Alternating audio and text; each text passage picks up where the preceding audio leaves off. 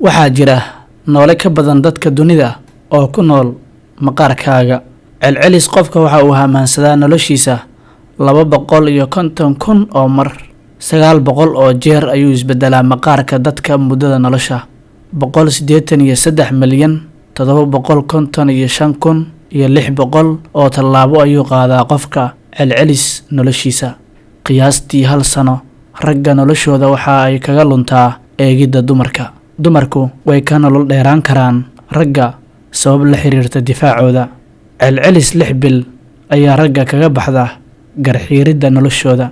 Ilaa 2 bil ayay dadku badbaadi karaan cunid la'aan, balse hurdo la'aan waxay noolaan karaan ilaa 11 maalin.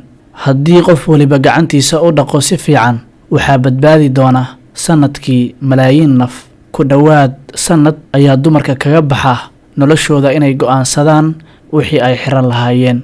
Celcelis 25 sano nolosha aadanaha waxa ay kaga baxdaa hurdo.